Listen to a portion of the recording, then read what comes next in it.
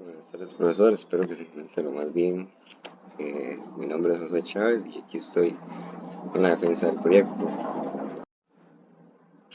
En primer lugar están las variables que se declaran para poder eh, que el proyecto funcione correctamente. La primera variable es done, se utiliza para saber si el juego ya se terminó o no. Se declara como falso al principio, ya que cuando sea true el juego ya va a haber terminado. Hay unas cuantas variables para decidir colores y unas variables para definir las filas máximas y las columnas máximas, así como una variable que va a definir el ancho y alto de la página del juego en este caso.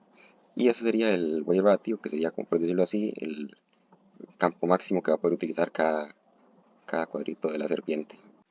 Pero acá tenemos a la clase spot, que va a representar los spots o posiciones en los que se puede parar la serpiente, la comida o los obstáculos. Para esto vamos a utilizar una variable x y y, que definirán las coordenadas en donde se va a estar parada la serpiente o objeto obstáculo en este momento, y una serie de vecinos que van a ser los nodos adyacentes al nodo actual. Además se va a añadir un parámetro de si es obstáculo como booleano true o false, el cual se inicializa normalmente en false, pero hay una probabilidad random de 10 entre 100 o de 1 entre 10 de que se genere un obstáculo de manera random en cualquier parte de la matriz. Está la función mostrar, que en este caso va a dibujar cada cuadrito de la matriz. Además, como la función de añadir vecinos, que a cada cuadrito de la matriz le va a representar, le va a añadir sus respectivos vecinos, a no ser de que uno de estos vecinos sea un obstáculo, entonces no va a ser añadido. De lo contrario, cada nodo va a tener sus respectivos vecinos.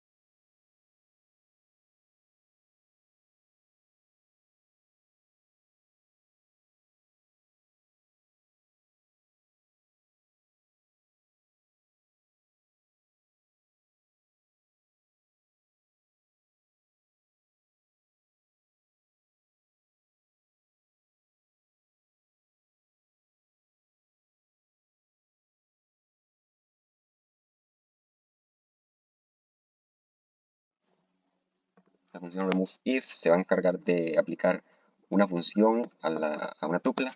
En este caso, si la tupla es vacía, indica que se ha llegado al último elemento, y se retorna vacío. De igual manera, si el primer elemento de la tupla retorna true, procede a ser removido y se vuelve a llamar la misma función con el resto de los elementos. De lo contrario, simplemente se vuelve a llamar por el resto de los elementos.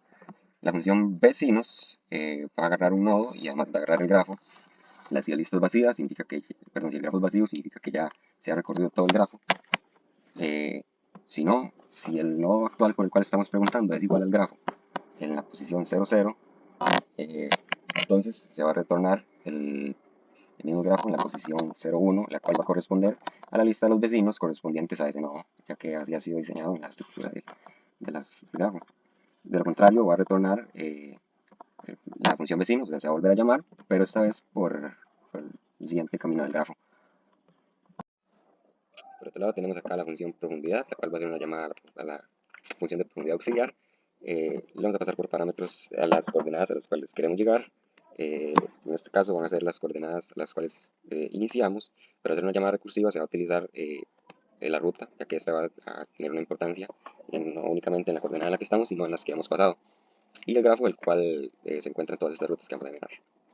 Si no existe ninguna coordenada inicial, se va a retornar una lista vacía.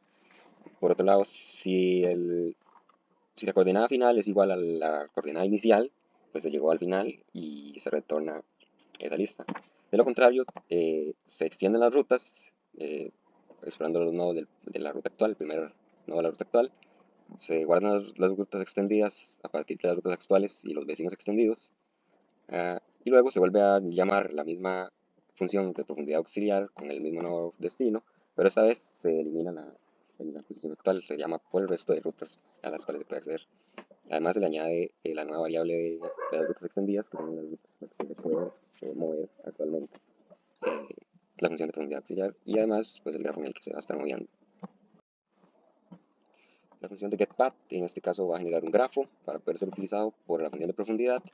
El grafo se genera básicamente utilizando la matriz que corresponde a las posiciones en donde hay obstáculos y en donde está la serpiente y en donde hay un nodo. Básicamente eso genera un camino y el camino se va a convertir en una lista de direcciones, siendo el 2 arriba, 0 abajo, 3 izquierda y 1 derecha. Por acá vamos a tener un ciclo que lo que va a hacer es ejecutarse mientras que la variable don sea falsa. Va a reducir un poco el ritmo de juego y va a pintar la pantalla del fondo. Luego va a calcular una ruta si es necesario. eh, Va a tomar la dirección actual como el último elemento de la lista de direcciones. Estas son las funciones para imprimir y calcular el tiempo transcurrido y esta para los movimientos transcurridos. Por otro lado, si la dirección es 1, pues se va a añadir una nueva serpiente a la lista de serpientes en pues la coordenada abajo y de igual manera para la coordenada perdón, para la dirección en la cual se esté moviendo. Y vamos a actualizar la cabeza de la serpiente a la nueva cabeza ya que pues, se ha movido la dirección. Eh, Vamos a actualizar la posición de la comida si ha sido consumido, si no es necesario, pues no se actualiza. Eh, Además, si si la longitud de la comida es mayor o igual a 1, perdón, menor o igual a 1, se va a añadir comida automáticamente. De lo contrario, eh, el juego no va a añadir más comida. Esto para efectos de que cuando hayan muchas manzanas en el tablero, únicamente añada hasta que se haya quedado con una única comida. Si no se comió nada, pues se elimina la última posición de la serpiente. Eh, y por acá pues se va a graficar la serpiente, se va a graficar los obstáculos y se va a graficar la comida. Esto es para diferenciar la cabeza del resto del cuerpo, o sea, pintar el de la cabeza. Por otro lado es lo que viene siendo la función, bueno, al presionar la tecla W se va a añadir una nueva comida en la matriz. Sí, solo si estas nuevas coordenadas no son correspondientes a un obstáculo o una parte de la serpiente. Además se incrementa en 1 los movimientos por cada vez que el ciclo se ejecute.